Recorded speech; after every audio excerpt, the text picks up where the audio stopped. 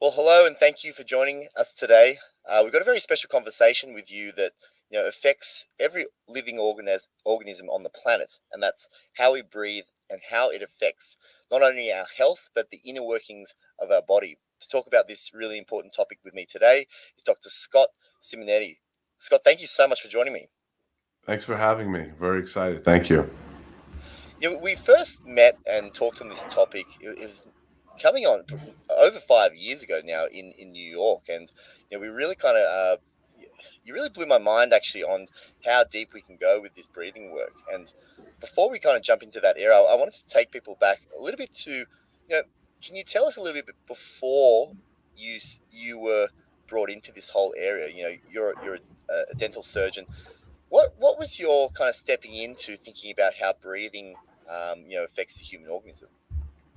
Well, I really have my wife to thank for that. I'm thin and tall and small neck size, as you can see, and we were taught that only people who are obese with large neck sizes have breathing disorders or can snore or could have sleep apnea. And my ribs can attest to my wife complaining to my snoring, as I got elbowed many, many times. And that led me to think twice about what I was taught or what we thought about disordered breathing. And that one thing led to another. And I really wanted to learn and try to think about why I was snoring. If I was snoring, then I thought most people could have the same problem. And so one thing led to another, and I was really lucky to be a dentist and be in a field where airway and breathing and sleep apnea is in the scope of our license.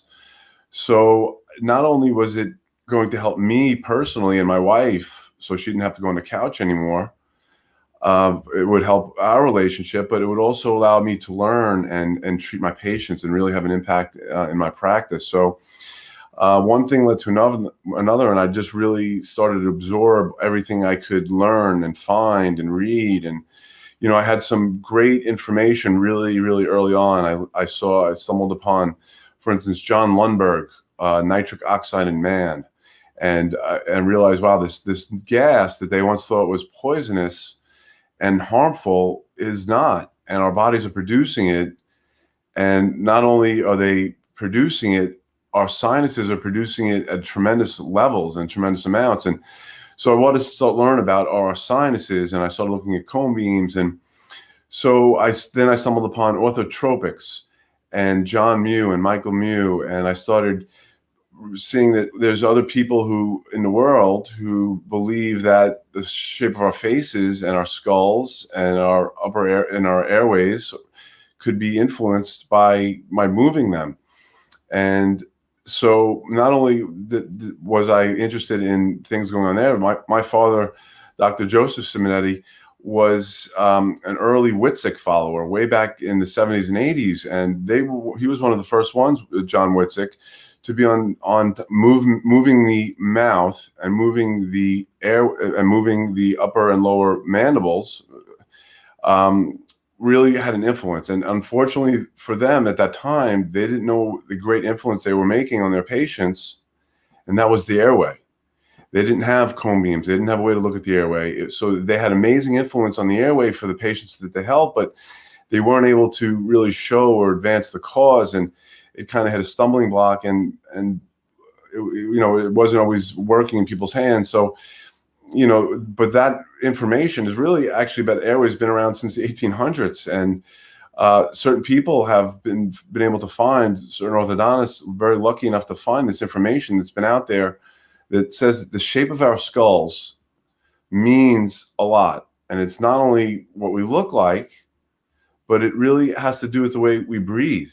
And even from the 1800s, there's literature out there that says when you can expand the arch, the upper airway, the upper teeth, you're expanding the airway. That's the floor of the nasal cavity. So expanding the face has been known to be beneficial for many, many years, and it's just not really well known really in the general public. And unfortunately, it's missed by a lot of people. And we really so my research kind of led one thing to another, and I came up with a word, and the word was facial odontics. And I really wanted a way to influence the face through the teeth to expand the airway and make our bodies healthier, is what I thought was possible. And my aunt, Suzette Narciso, her husband, Mark Roden, many years ago, he's passed, but he was the first one to help me work on an invention I had, an idea that I wanted to be able to. It was actually a mask that people wore when you had orthodontics to help at night expand the upper part of the face, because I was so in tune with the importance of expanding the upper airway, expanding the sphenoid, the frontal bone, just making more room for breathing. And so obviously that didn't really pan out the way I thought it would, but one thing led to another, and that I was able to start advanced facial odontics and go on to have certain appliances that really we try to focus on airway and tongue position and the position of how big the airway is. So, not only have I, in the last couple of years, came up with certain appliances, but I really wanted to understand what the appliances were doing, and not just have an appliance as, oh, it seems to work for these certain things. I wanted to have an understanding of the biology, of the mechanisms. So it led me down deep, down to the level of the mitochondria, down to oxidative phosphorylation, electron transport chain, really deep things that my being a clinician showed me that this was happening. So the fact that I had patients having changes in front of my eyes, I knew that it was real, and I tasked myself to figure it out. And over time, I believe I have, and I've been able to figure out what influence a dentist, for instance, especially, can have on someone's health and the impact on their lives. It's such a great sentiment, and really, so one that you connected to personally through your own personal story, which a lot of people have experienced. The elbow and the rib, because of their snoring, right? And like how that's kind of a lot of the the foot in the door that people have into this whole world. But then walking back through the kind of the formative literature on all this stuff, which is interesting because I've seen you write on this and talk about this fair bit, the earlier pioneers that were talking about this stuff. And can you go through that a little bit in terms of what they were saying in the 1800s and then what John Whitsick was saying in the 70s? Because it's an interesting kind of progression as to how we're starting to see these things today, and then obviously we're plugging in the modern technology of CBCTs and then the deeper biology, which we'll go into later. Well, I think one of my biggest influencers for that topic fell in between, and that was Weston Price. And when I fell upon his book, Nutrition and Physical Degeneration, the science that I was learning on PubMed and modern research supported what he found in the 1930s when he left the United States and traveled the world looking for cultures that had perfect occlusion, that didn't have cavities, that had well-formed faces. And then, as you know, he found faces of beauty, and those faces of beauty were healthy. And so when I found that book, it really had a very strong influence on me to be able to connect some of the dots. And I call him the father of modern nutrition, although he's not really known for that, but he really was one of the first to discover the importance of food, not only in the source of the food and the nutritional value, but also what I believe that he didn't really know about at the time was, say, stem cells and the way chewing forces can influence bone growth. But what he witnessed, especially he has documented in his book in black and white pictures, was dramatic, rapid changes in one generation from people who were perfect, who never had a cavity, had their third molars in, didn't have impacted teeth, didn't need orthodontics, were healthy, were beautiful. And then their children, or even themselves, as soon as they switched to the soft food, processed food that wasn't natural to their environment, they made rapid deterioration, rapid changes, as you're familiar with. So those changes that Price documented, a lot of them were food-based, and what they were consuming was from the land and it wasn't processed. But I think that a piece of the puzzle that Price didn't hit on, that I think that if you look back on his research and add this piece of knowledge, is the fact that the chewing forces weren't enough, and forces of chewing are extremely important. Our ancestors only 10,000 years ago, Neolithic man, chewed probably 90% more, according to David Lieberman from Harvard, who's a paleontologist who studies the human skull. And in his book, The Evolution of the Human Skull, which has taught me so much over the years also, he's really documented in pictures and skulls and science why our skulls have changed. It's forces. It's the forces placed upon the skulls.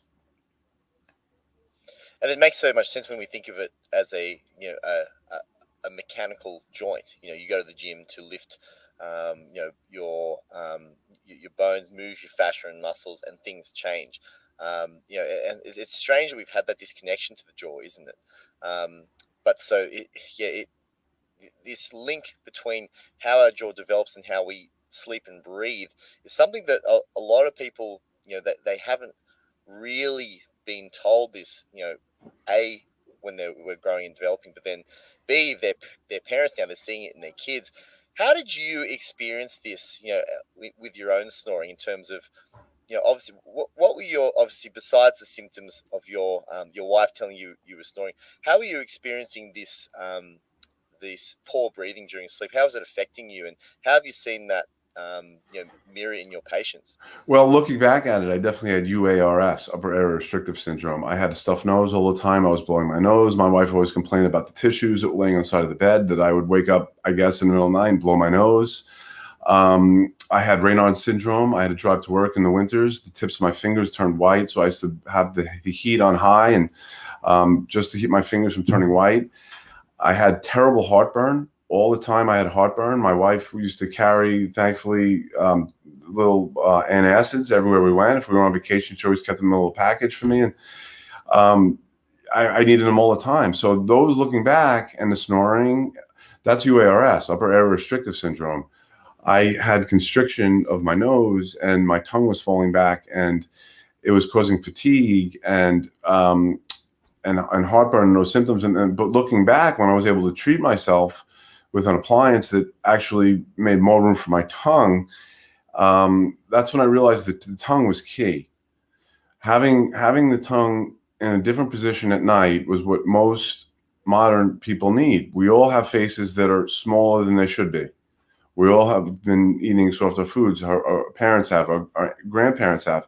Since the Industrial Revolution, it's been a rapid change in the size of our faces. It's all because of the softness of the food. So my third molars are impacted. I had a tooth pulled. My father, before I went to college, pulled out a tooth because it was so crowded that I didn't have room. So that's why my tongue didn't have room in my mouth. My tongue is scalloped like a lot of people. It has little edges, it's marked on the side. My tongue was never happy in my mouth, and that caused a lot of my symptoms. So when I realized that if you can improve the position of the tongue at night, then it can do a lot of amazing things, actually. And since I've first worn an appliance, I've gone through different transitions and different types, but I've now settled on one that I've been wearing for probably 4 or 5 years that I frankly will never stop wearing. And when we go on vacation, my wife remembers she doesn't need the Tums anymore. I don't need Tums, and my fingers are fine, and I barely need tissues.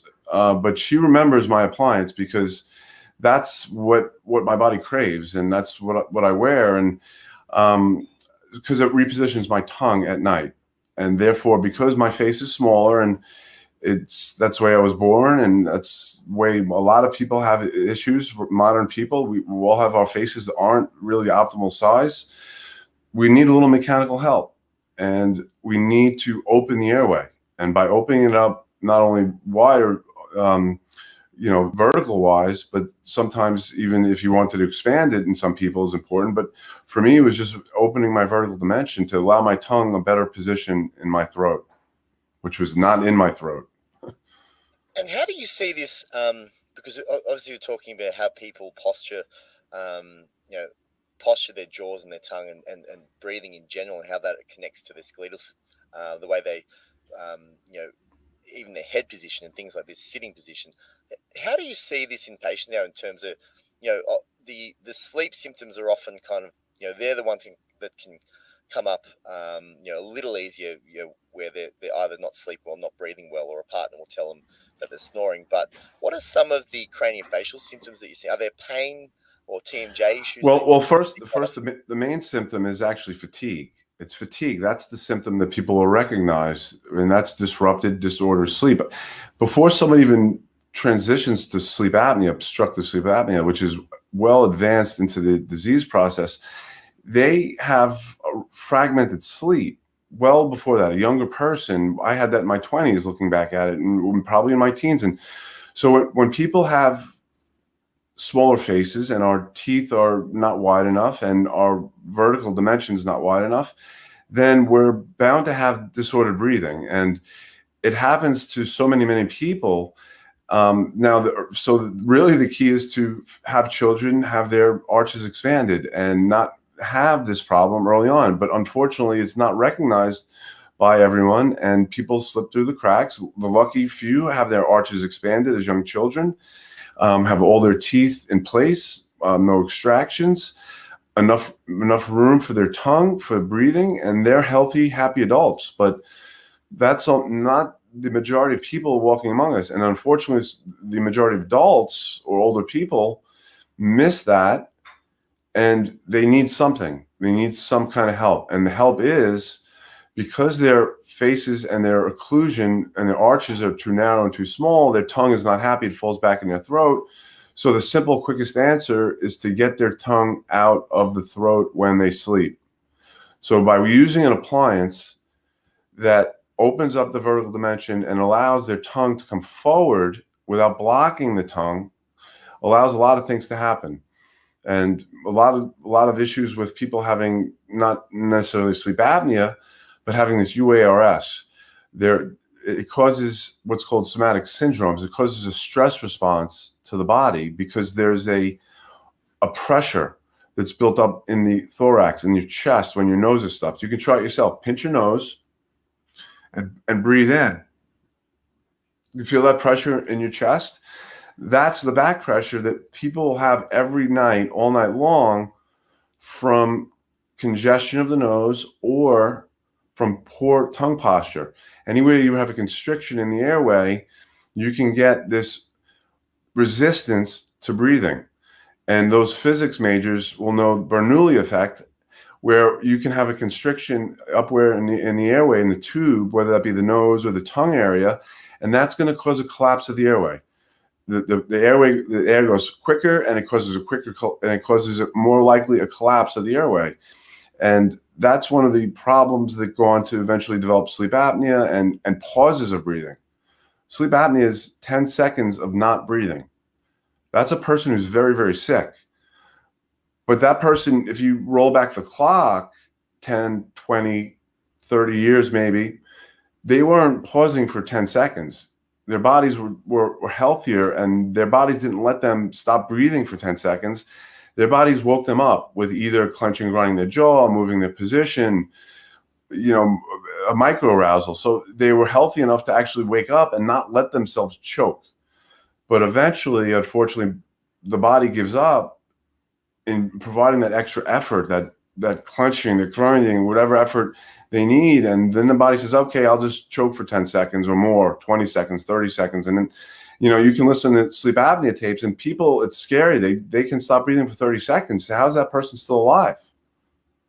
Yeah, it's really scary, isn't it?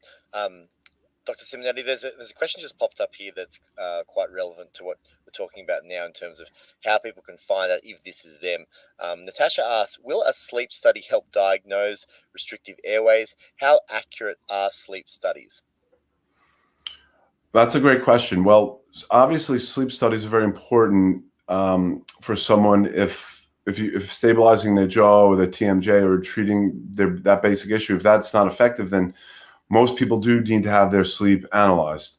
Thankfully, especially here in the States, home sleep tests are now available and affordable, and it's very easy for someone to get one. Obviously, the gold standard is the PSG. That's overnight at a center, and that's going to give them so much detail and so much information. The problem is not every patient will agree to that, or go for it for different reasons. So thankfully now there's an easier, simpler way. That's a home sleep test. But to answer the question, a lot of people who go for a sleep test because their spouse requests it or their doctor tells them to, and they know that they're not feeling well, they have fatigue, anxiety, they're snoring. Some people fall under the criteria of obstructive sleep apnea. In the United States, there's a line that's been drawn, which is, I won't go into who drew that line and eventually how it happened, but and that has an interesting story in itself. But the line of 5, say you have to stop breathing 5 times an hour, 10 seconds in order to be diagnosed with obstructive sleep apnea. So the problem is a lot of people aren't at that stage yet. They're not that sick enough to be scored. It's called AHI, obstructive apnea hypopnea index. They don't have that score of a 5 yet. So they may be a 4 or a 3. So that person, though, probably has UARS. The reason they went for a sleep test and agreed to it and agreed to be plugged to all these wires and be watched by people and videotaped and analyzed is because they don't feel well and they want to address their health, which is a great idea. But some people don't have the obstructions that the sleep test is trying to identify and then treat, which is obstructive sleep apnea.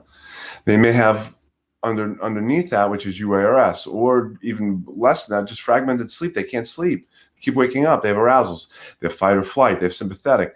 So, but the report could show, yes, if someone is not necessarily having obstructive sleep apnea, maybe they're having this fragmented sleep, that they're having arousals one after the other. They're not hitting deep sleep, deep slow wave sleep, stage 3, which takes a while, an hour or so to get into. They're not hitting that, and they're in stage 1, stage 2, and they may have been in bed for 10 hours, and you wake up and you're still tired, and you're fatigued, and you're looking for a nap, or you need a lot of coffee to get going. Or there's some other people that are kind of addicted to exercise in the morning. They have to do an hour of exercise in the morning. That's because they had a poor night of sleep that involved the fight or flight response because of a constriction somewhere that measured resistance. And they had all this stress hormones in their blood, epinephrine, cortisol. So they had to work it off and exercise.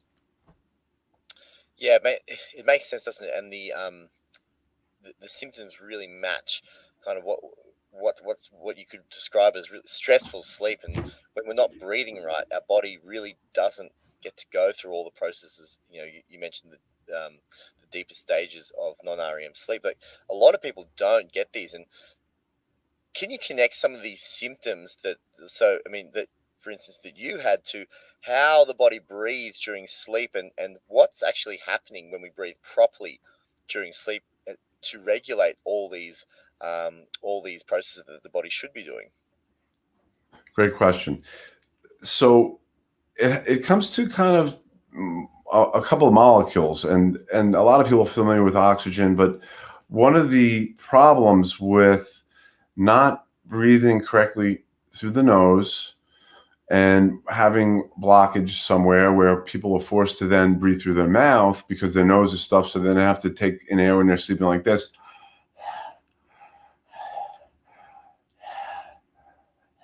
Because their nose is stuffed. Excuse me. The problem with that, not only is the part of the sleep apnea and the snoring and bothering the spouse, but the main problem with that is that it's not utilizing nitric oxide. And nitric oxide is really one of the keys to health. And nitric oxide is found mainly in our sinuses, as John Lundberg in Nitric Oxide in Man has published in, I believe, 1999. So if you don't breathe through the nose, then you're not utilizing the nitric oxide that's being copiously produced in our sinuses. Here, there's a tremendous amount of nitric oxide being produced.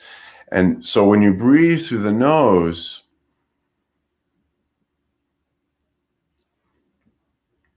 not only does the oxygen in the air that you breathe get humidified, it's warmed up a little bit through the turbinates in your nose, but it also mixes with nitric oxide. And that's the key. As it goes into the lungs, with oxygen and nitric oxide, it's able to do so many things that are important for health.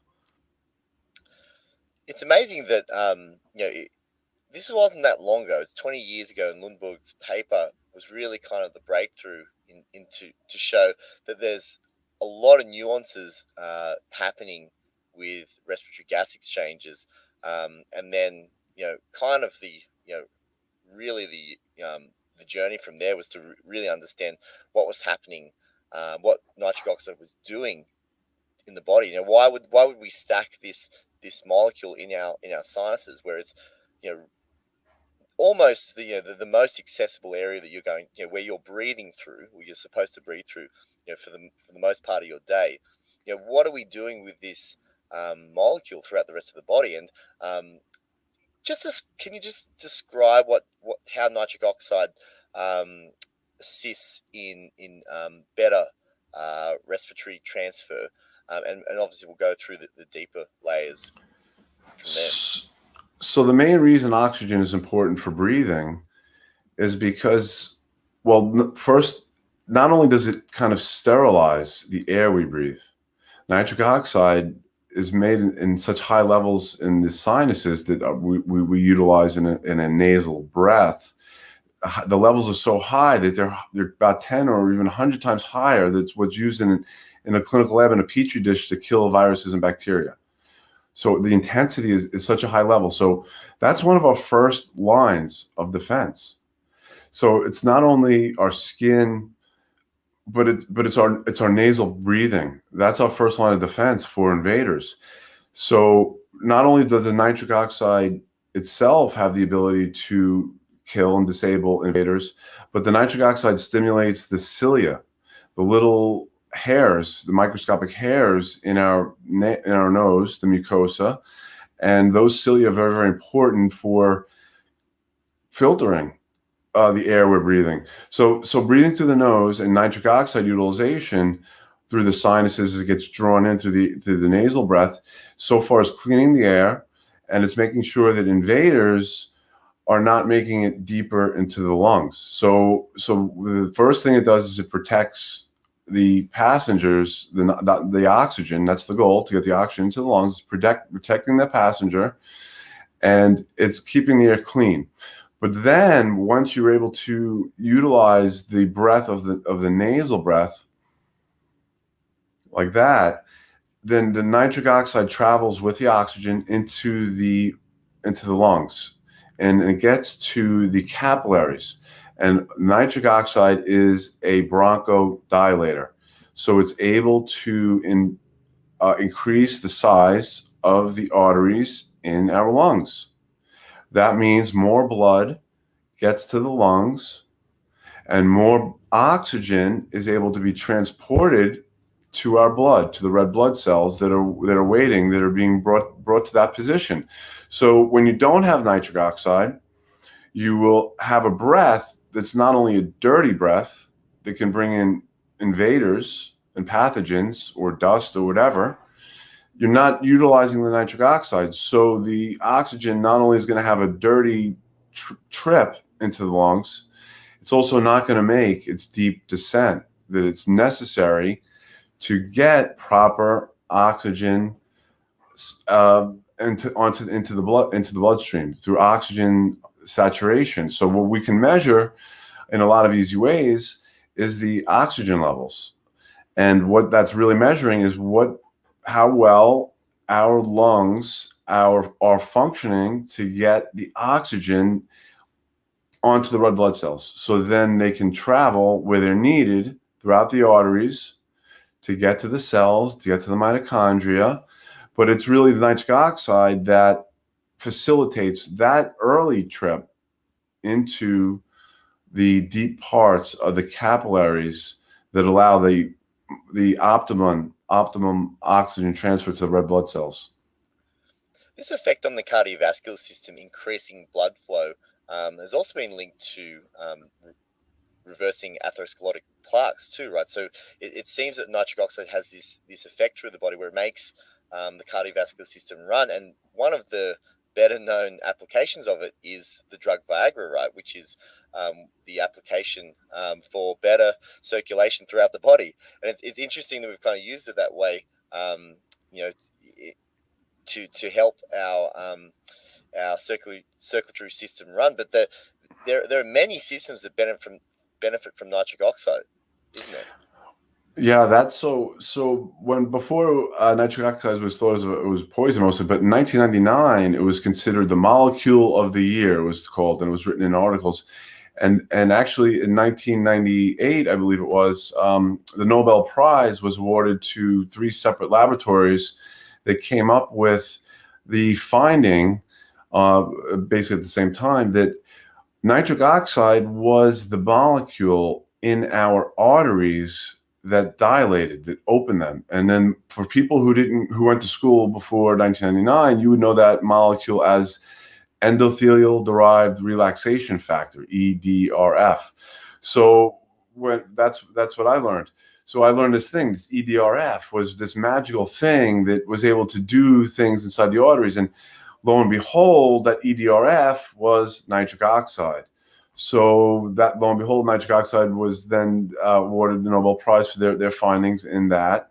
And that's why it actually, unfortunately, is one of the uses, the main uses that people know of is for Viagra and those things. But it's really doing so much more, because its use in the arteries is extremely, extremely important, because without nitric oxide being utilized correctly in the arteries, or actually more correctly said, the endothelium, that's actually the organ, the largest organ in our bodies that nobody really hears about much. It's an amazing organ. It's 1 cell thick, and it travels every artery, and it protects every one of our arteries from leakage.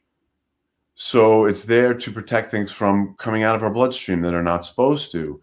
And it's meant to keep our arteries healthy. And the main thing it's meant to do is keep arteries flexible.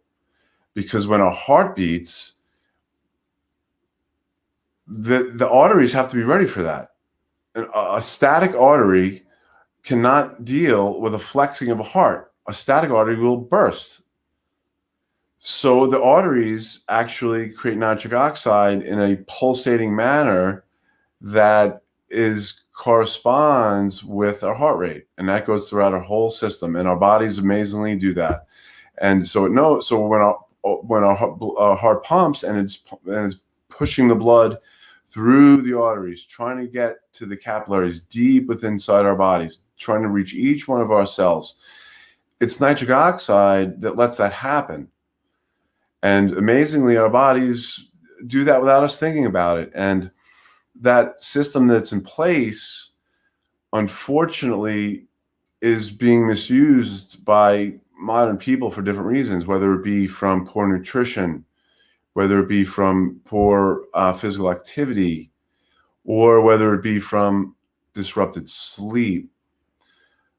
That affects this endothelial dysfunction. And if you search any search engine and you put in endothelial dysfunction, you'll get tens of thousands of articles about how endothelial dysfunction connects with most modern disease: heart disease, organ disease, liver disease, kidney disease, neurodegeneration. So it's out there to look for, to find that information is kind of almost obvious in certain research communities, that this endothelial dysfunction, once it happens and it's not halted, because it could be reversed, that's a beautiful thing. But if it's not halted, then it leads to death, essentially. Quite remarkable when you really kind of tap into the some of the finer mechanisms, especially in the cardiovascular system, that how influential the molecule is. Scott, we're going to dive into these mechanisms a little bit deeper. But before we do, there's just a question that's come up here, because there are people that are trying to improve their connection to their breathing during sleep, and they've gone through a number of different approaches or tried certain things. And so Jenny says that I've been taping my mouth for months now. It has been life changing. Is there something I can buy to do this without tape? What would be my next step? What would you say to a patient like this? Well, that's very interesting, mouth taping, because it's something that is been having a lot of steam, and it's something years ago that I didn't necessarily believe or understand. But a few people, Dr. Tom Colquitt, he was one of the first ones to. He's a dentist, and he was one of the first ones to be able to utilize that in his practice successfully. And he was one of the first ones to push me to try it myself. And I mouth tape myself. And I think it's a great, simple solution for people, because what happens when you tape your mouth, and I also wear my appliance in addition to taping my mouth, because I believe it does make more space this way for my tongue. But the simplest thing is taping your mouth, because what that's doing is when people get into a deep stage of sleep, which is a good thing, one of the things that happens is their muscles are totally relaxed, and their body stops being able to utilize their muscles. That stops someone from acting out deep dreams and hurting themselves. But what happens when the muscles are paralyzed, essentially, is that someone can go like this. Because these muscles, the masseter in a healthy person who doesn't have TMJ, can open very wide. So you have the flexibility. That muscle is not in hypertonus, it's not in contraction. So then when I go into a deep sleep, I needed a little bit of help to keep my mouth and my body from going like this. Although mostly the majority of the night, I would have no problem breathing through my nose, as I still don't. You need that help a little bit of time. So I believe that's why mouth taping helps people, because what it'll do is it'll reinforce nasal breathing. It reinforces nasal breathing. And when your body has nasal breathing reinforced, it's happy and it wants to continue that way. So one of my fears of taping my own mouth, if I ever recommended it to any patient, I tested on myself like I've done all my appliances. I was fearful of, what if I need to, throw up, or I can't wake up, or what if I can't get it off? And but it never happens. I never had a fear in the middle of the night. Oh my goodness, I have to rip off my tape. I can't breathe. It never happened once. And once it's use it or lose it. So once you start using your nasal passages and you stimulate the olfactory, and your sense of smell gets better, your body loves that. And so it doesn't really fight the tape. And that's why I think a lot of people have success. Obviously don't try it if you have terrible nasal congestion, but if you have some, and also maybe try it out during the day first if you're going to actually do it. But it's something that you should talk to an ENT about also, because a really good ENT not only will be familiar with TMJ, but they can have maybe some advice on maybe taping the mouth to stimulate nasal breathing.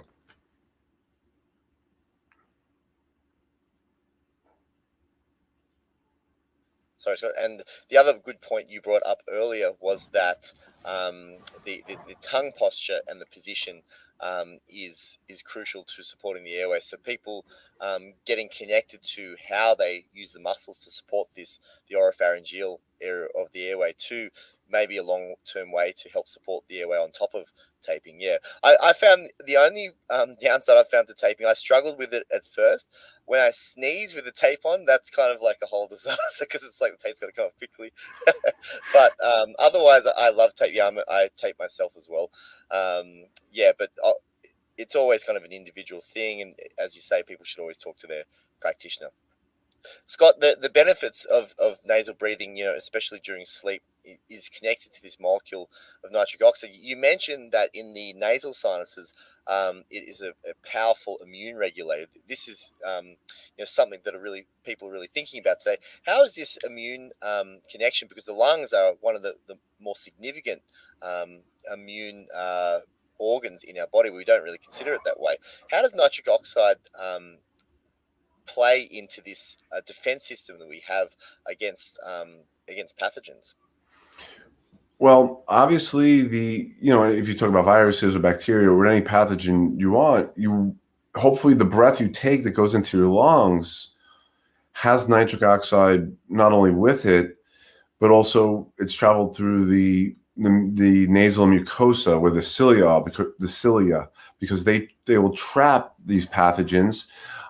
So that's one of the main reasons for using nitric oxide, because as it travels with it into the lungs, it helps to be antiviral. It's been shown to be antiviral. When you breathe nitric oxide through your lungs, it has an antiviral effect. So that only could be positive in fighting any type of viruses we're concerned about. So when you breathe through the nose, or breathe through the mouth, you bypass that. So therefore, whatever is in the air, wherever you are in the world these days, you're giving entry quickly and easily into your lungs. So therefore, what happens next is that instead of trapping these pathogens in the nasal system, and that's what kind of mucus is, and that's why people actually swallow healthily 6 or 7 cups of mucus a day. It's basically your body just clearing out what it's catching in a healthy person. In the sick person, it gets stuck. But the nitric oxide that gets brought in with the oxygen will really help to stop the spread of the virus inside the lungs. Otherwise, what happens is the body has to launch its own immune response, and it has to use energy, and it has to not only use the innate immune response, which causes inflammation with macrophages and tumor necrosis factor and NFKB. These things are very dangerous in what's known as SARS, severe acute respiratory syndrome, which is a very dangerous breathing disorder that can happen in these days from viruses.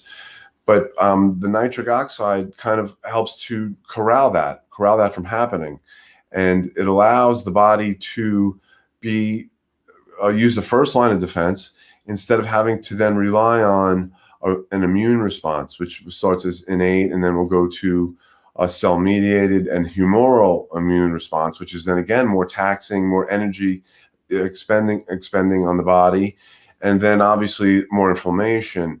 So then the person can have a minor lung infection or maybe a minor sinus infection, and they're requesting antibiotics. And this could be a cycle that a lot of people get stuck on, especially those who are familiar with sinusitis. They're in that cycle of having congestion, stuffed nose, pain, headaches, asking the doctor for antibiotics, maybe having respiratory or they're susceptible to the flu or viruses. But it's a cycle they're on because they're not utilizing the nitric oxide, and it's stuck in their sinuses, in the paranasal sinus, and it's not meant to be stuck. It's meant to be flowing in with the breath, then get resistance out of the breath, resistance in with the breath, out of the breath, back and forth. It's not meant to be stuck. When things are stuck in the sinuses, bad things happen. That's when people get fluid buildup, and they get congestion, and they get pain, and they ask for the antibiotic. But that's just a Band-Aid. If you don't address the etiology, then you're stuck in a cycle of Band-Aids. Just on that, Scott, are you familiar with how the body formulates nitric oxide in the sinuses? Is it locally produced, or does it? Do you know how that happens? It's produced by a enzyme called NOS, nitric oxide synthase, NOS. And actually, the one that's being produced in the sinuses is something called INOS. It's different isoforms of that enzyme. So the body utilizes nitric oxide in different parts of the body. Actually, not in different, but every part of the body, every cell can make and utilizes nitric oxide. But that's a deeper story. But the nitric oxide that's made in the sinuses is made from something called INOS. It's inducible. That's part of our immune system. So a lot of you have heard of the respiratory burst. That's when our white blood cells will attack a pathogen. They actually will use nitric oxide in engulfing and then spraying it with nitric oxide and a couple other things that create superoxide and peroxynitrite. But then it uses that to kill the pathogens and then get them under control, not let them replicate, not let them spread. So the nitric oxide is used not only in the first line in preventing the entry into the lungs, but the nitric oxide INOS, which is what manufactures the nitric oxide so copiously. It just happens to also be the isoform INOS, nitric oxide synthase, that's utilized by our white blood cells. So we're finding that this, it's a critical mediator of respiration, breathing, the circulatory system, the immune system. It really, and there's all these different subtypes, isn't there, of nitric oxide that all these different cells use in order for all these different functions. How have you found, you mentioned the term energy earlier, and so how have you found that nitric oxide works deeper into the body? Because we've talked about some pretty fundamental ways that the body operates. What happens further and deeper into these cells? Because if every cell is producing it, obviously there's a lot going on with this molecule. That's a great question, because then now it goes into the deeper job, the deeper aspect of what nitric oxide is doing inside of us. So people familiar with the nitric oxide in the sinuses and how it could protect the air. But then the interesting part, what happens next is once oxygen is transported to the red blood cells, nitric oxide goes along for the ride. It attaches to the red blood cell and it goes for the ride into the arteries, because the oxygen needs to get to the deepest parts of the body. Remember, the capillaries. So not only do the arteries themselves have the ability to make nitric oxide through the endothelium, where they release it and open up the arteries for the transport of oxygen deeper down, so all our cells get the oxygen. But the red blood cells then have the ability to release nitric oxide when it's needed to make sure that they get to the capillary beds deep inside. So then when the oxygen is finally released, it's able to be shared with the most amount of cells. It's all about sharing the oxygen after it's released. The lungs, and they talk about the release and the Bohr effect, and you can talk about carbon dioxide and different things, but those could be sometimes confusing to what's actually happening and what's controlling the oxygen after it's released from the red blood cells. Where does it go? How does it get there? And it's nitric oxide that determines it. And this information I learned from some people in some labs. Some labs, Juan Ponderosa, Maria Carreras, Maria Franco. They're from the oxygen laboratory of the Lab of Oxygen Metabolism in Buenos Aires, Argentina. Their lab has taught me so much in the last 10 years, and it's deep research. But it goes down to the way oxygen is shared, and the reason and nitric oxide is actually used to be Robin Hood. It's like a Robin Hood. It wants to share. It wants to spread the oxygen. It wants to take it from the rich area where it's released from the capillary bed and the gradient is high, and it wants to share it with everybody. It wants to share it with the poorest cell far away from the capillary bed, where it takes a really long trip for the oxygen to make it there. And the only way the oxygen makes it there without creating what's called pockets of anoxia, pockets of where there's no oxygen, which could cause damage to cells and disease. The only way the oxygen makes it all the way down to the outskirts of town is by utilizing nitric oxide. And the nitric oxide is utilized inside each cell by the mitochondria. The mitochondria will utilize nitric oxide when it wants at the most brilliant times. It actually is why mammals are so dominant on the earth, is because mammals have harnessed nitric oxide. and enables us to live on any latitude. Mammals live on any latitude on the planet. We can live in any oxygen that's given to us by our local environment. And it's thankful to nitric oxide that makes that adjustment in the mammals for them to live healthy, successful lives in levels of the earth that don't have the same levels of oxygen. Just like people from, say, the Andes Mountains, the Aborigines from the Andes Mountains and the locals, they have high levels of health. They don't suffer from mountain sickness, from when people will travel quickly to high altitudes. They have problems with oxygen, problems with their red blood cells delivering the oxygen properly. Their bodies aren't accustomed to it.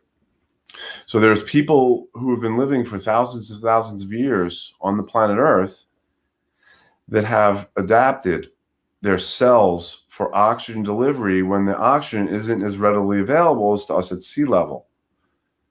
Scott, And it's this is a really interesting point, because mitochondrial health and in terms of how it connects to energy is a very topical conversation at the moment. What you're saying is nitric oxide is absolutely critical to the function of mitochondria. Is there a type of nitric oxide that the mitochondrial cells use? How does this work? Well, nitric oxide being the boss and being the most important molecule to direct the traffic, to direct the oxygen to its final destination, which is the mitochondria. It's the factories that create the ATP, the currency of life, everything that keeps ourselves healthy and what they require, especially if we're in fight or flight and we're running. Our hearts need this extra ATP. It grabs the ability to make more. It fluctuates inside each cell that's necessary and uses nitric oxide. And this is how it does it. One of the isoforms of nitric oxide is called the other two that I didn't mention, ENOS and NNOS, stand for endothelial and neuronal. One is used in the brain. The other one, the ENOS, that's the one that was used in the endothelium. But what happens is the NNOS, which is available in a lot of neurons and nerves, and it's actually what's responsible for a lot of our memories, our brain activities, things like that. But the mitochondria and the cells amazingly transport this one isoform, NNOS, into the mitochondria. And it attaches, get this, it attaches to the electron transport chain. It attaches to a complex on the electron transport chain, complex 4. And it attaches this protein. It's a protein, NOS. It's an enzyme that makes things happen. It creates the nitric oxide. But it attaches onto the complex of electron transport chain, complex 4, where it can be utilized beautifully, ingeniously by our bodies. To what it's doing is it's replacing and lowering the use of oxygen. So it's sharing the oxygen. So the nitric oxide actually will reduce what's called oxidative phosphorylation. That's the electron transport chain rolling and creating ATP. And oxygen, and that's the only job it has. It has one job, to be the final acceptor of electrons in the electron transport chain. Only one job. Nitric oxide has hundreds. So when oxygen finally reaches its destination, thanks to nitric oxide, and it accepts these electrons, energy can be created. But what happens is when the body senses, or when a cell senses that it has a lot of oxygen, it shares it. And it says, we don't need this much. We want to share it for the other cells. Mitochondria are selfless. They care about the whole entire body. They don't care about themselves. They'll kill themselves, called apoptosis. They care about the bigger being. And so what they do is they're sharers. They share. They're altruistic. They care about everyone else, not themselves. And what they do is they disperse the available oxygen so it can travel deep, further away, so the poorest cell furthest away gets it. And it uses what's called, once it's transported inside the cell and the cell's able to do this, it's called mitochondrial NOS, MTNOS. That's the fourth isoform that's not known by many, and it's not really, if you search NOS right now on the web, that one won't come up. Now, one's a deeper concept that's going on right now that some people call debatable. I don't, because all the science I've learned totally supports that this mechanism is happening. And the labs that learned it really put down the science that supports this enzyme, NOS, having an isoform used by the mitochondria to share the oxygen, because they want every cell, not only every cell, amazingly, the mitochondria share it within each cell. So when a cell is really close to the capillary bed and it's close to the high gradient of oxygen, and it doesn't want too much oxygen, because remember, oxygen can be very damaging. It can be oxidative. The body doesn't want too much. Too much is damaging. You want to control the use. Use it at your own risk. So the cells know that. And then, so in each cell that's closer to the capillary bed, it will want to push away the oxygen, not allow it to go into the mitochondria, because if oxygen goes into a mitochondria when it's not needed, or the mitochondria is saying, no, no, no, really bad things happen. Really bad things. That's oxidative damage. That's mitochondrial dysfunction. That's another episode, but that's when really cells start to die. And that's when you can connect at the cellular level what's happening for imbalance of oxygen and nitric oxide, and things aren't being shared properly. That's what leads to really modern disease. And the symptoms and presentations that we talked about at the start, it really does start to make sense when you talk about those deeper mechanisms. That we've got these amazing helper molecules, mitochondria, that actually they say that maybe we deep into our evolutionary history we were kind of joined as separate biological entities, but they're actually helping us in this way where they're pushing the respiration cycle. It's absolutely fascinating, and a lot of people now are trying to improve their mitochondrial health, and it seems that breathing in connection to nitric oxide and this MTNOS really might be one of the most critical ways they can do it. Right? How do you think that that people besides improving their sleep breathing, how can they improve nitric oxide levels in their body?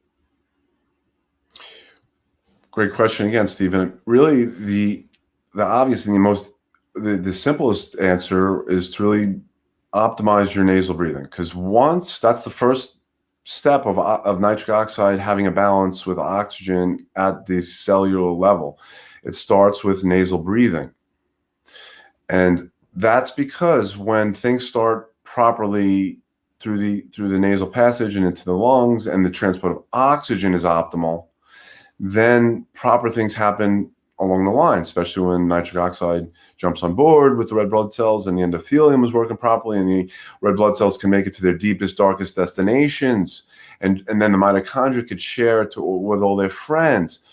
But when it starts off with, and that could be, when you're snoring and you have sleep apnea, obviously you're mouth breathing and you're not getting the nitric oxide mixed with the oxygen, and that's starting the chain of events. So the first thing that people could do is ensure that they can nasal breathe, and then it's simpler said than done to just snap your fingers and stuff your nose. But one of the things people could do is optimize their tongue position. The tongue is the key.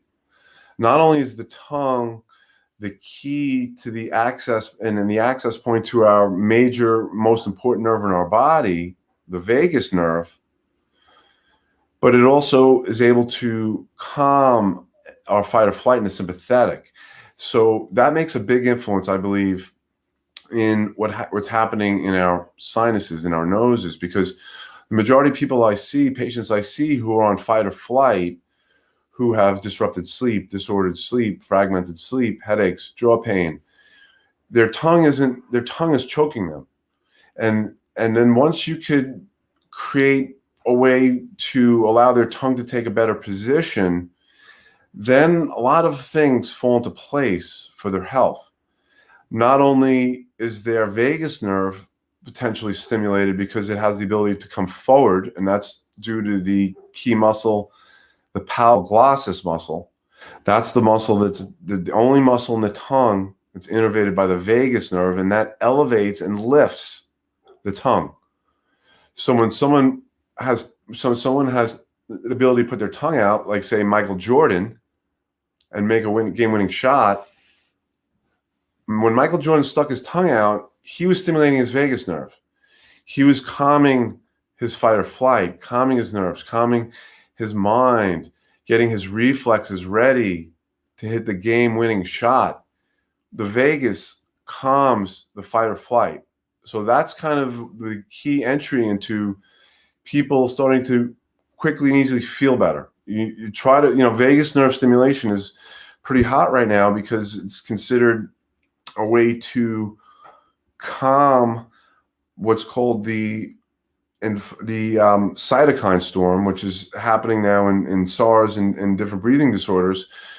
But vagus nerve stimulation is a hot topic right now, and easier said than done. But if you can provide, say, 8 hours of a position through something that's called oral mechanotherapy, and provide a position for the tongue to take a new spot that it hasn't been able to take in that week, that day, that month, that year, that decade, that 30 years of a person who may be suffering from poor tongue posture, from headaches, migraines, sinusitis, fatigue, just awful. And then go into the central sensitization syndromes, fibromyalgia, chronic fatigue syndrome, those other things, IBS. But it's all about the tongue. Make the tongue happy, either by making sure a child has enough space from rapid palatal expansion, make sure there's more room for their tongue as they grow up. Or if they miss that stage and you have an adult who's 20, 30, 40, 50s, whatever their age, it's not too late. It's not too late for someone to start to feel better, to wake up with more energy, not being reliant on coffee, not needing the alarm to wake them up. Humans, we're mammals. We're supposed to go to bed when it gets dark and wake up when the sun comes up. I don't personally use an alarm. I wake up when the sun shoots through my window, and I don't have coffee.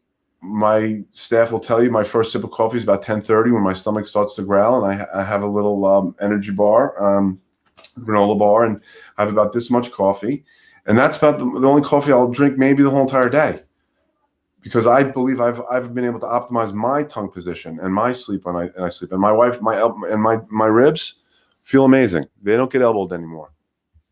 And your mitochondria is running on its nitric oxide that is meant to, right?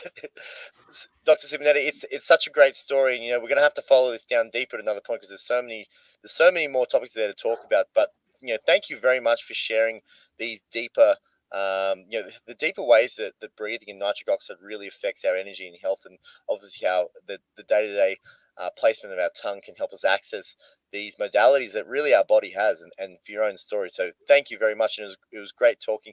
If people want to learn more about you or hear about your work, where can they find you? They could go to Advanced Facial Odontics to find out a little about the appliances. Or a simple one that I use is Discover the Pod. But I wanted to, Stephen, thank you for having me. And if anyone who hasn't had a chance to read Stephen's book, Amazing Dental Diet, so great job with that and spreading the word.